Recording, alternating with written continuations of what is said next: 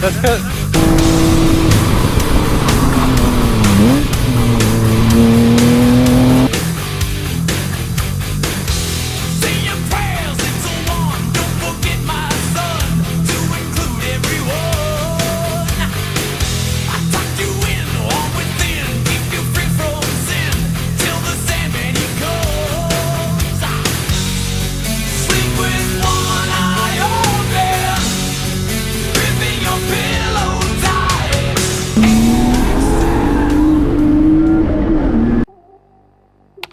This is going to be my personal best run at Thunderhill 5 mile.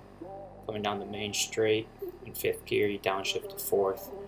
Coming through here, the tail will get really happy and loose, so you want to modulate the throttle. 4th gear coming in, downshift to 3rd. I could leave it in 4th, but I feel like I don't have enough power. So by the time I'm actually exiting this corner, I'm at full red line. Shift to 4th for a little. Downshift back to 3rd, brake, throw it in. You want to be careful here because it is off camber. Keep it tight to the curb and then really huck it back to the left. And we're running cyclone configuration, so you go up the hill, brake, brake, brake, early, throw it in. Make sure not to hit the curb. If you hit the curb, you're really going to upset the car. Let the car drift out, right hand turn, 3rd gear. I actually bang rev limiter for a little. And then exit out with brake, 4th gear, flat out through this whole section.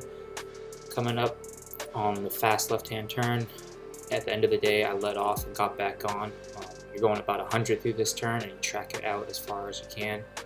Here comes the transition onto west, which took some time to get used to. You brake early, throw it in right, and then you really want to make sure to go slow here or else you're going to be flying off the track. And stay right as the transition, because if you go too far left, you're running into that concrete. This transition back onto the straight has 2 little dips. You want to make sure not to hit those at an awkward angle. It could really upset your car. Dorito, 4th gear, flat out over with a quick lift. Downshift to 3rd. West was feeling, I think I made up the most time on West because it was very familiar. It was basically, I was here last weekend and I did it. So this is where I caught a lot of cars and also shaved off a lot of time. With the new brakes and everything and the rotors, braking was greatly improved. A little bit of understeer through that turn.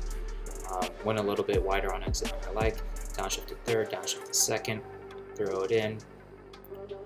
And right now, the tires are on borrowing them from Connor. I forget exactly what brand they were, but my RS4s were completely shot. So I used these for the time attack session and the grip was greatly improved. But definitely after 2 laps they were greasy. So finishing up west, as you can see, I'm actually catching cars in front of me. It's a Ford Focus RS and Miata. And coming down the main straight of west, go ahead, you don't lift over this. Hard on the brakes, downshift to 3rd. Keep it as tight as possible because it is an off camber. If you go too far wide on the left, you're going to be thrown off. This transition was really wild.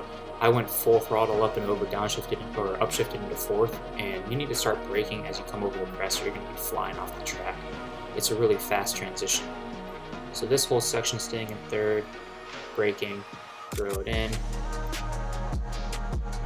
keep going, brake, back on, gas 3rd, let it run wide over the rumble strips.